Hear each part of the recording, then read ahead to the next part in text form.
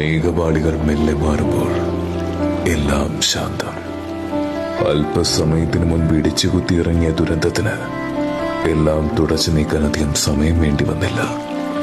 ഞാൻ ഈ ചവിട്ടി നിൽക്കുന്ന മണ്ണിനോട് കാതോർത്താൽ ഒരുപക്ഷെ എവിടേക്കോ പ്രാണവായുവിനു വേണ്ടി കേഴുന്നതിന്റെ ഉറ്റവരുടെ ശബ്ദം കേൾക്കാൻ കഴിഞ്ഞേക്കും.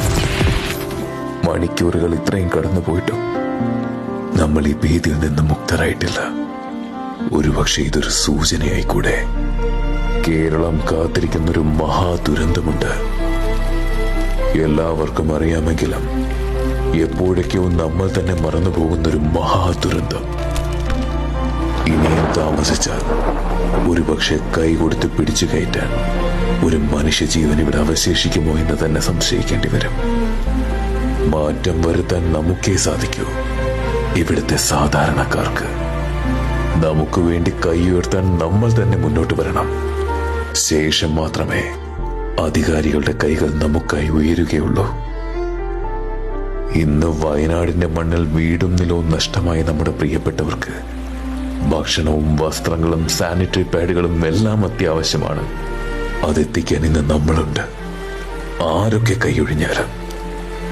എന്നാൽ ഇന്ന് സംഭവിച്ചതിന്റെ 10 മടങ്ങ് നമ്മൾ നേരിടേണ്ടി വരും. മുല്ലപ്പെരിയാറിന്റെ ഭിത്തി നമുക്കായി ചെറുത്തുനിൽപ്പ് അവസാനിപ്പിച്ചാൽ ഒരിക്കൽ കൂടി കൈകോർക്കാം. ഒരുപാട് ദുരന്തങ്ങളിലൂടെ നമ്മൾ കടന്നു പോയിട്ടുണ്ട്, മറികടന്നിട്ടുമുണ്ട്. സോഷ്യൽ മീഡിയയുടെ ശരിക്കുമുള്ള ഉപയോഗം എന്തെന്ന് ഒരിക്കൽ അത് നിർമ്മിച്ചവർക്ക് പോലും കാണിച്ചു കൊടുത്തവരാണ് നമ്മൾ. ഇതും നമ്മൾ അതിജീവിക്കും, ഒറ്റക്കെട്ടായി, ഭയമില്ലാതെ. Justice for Kerala.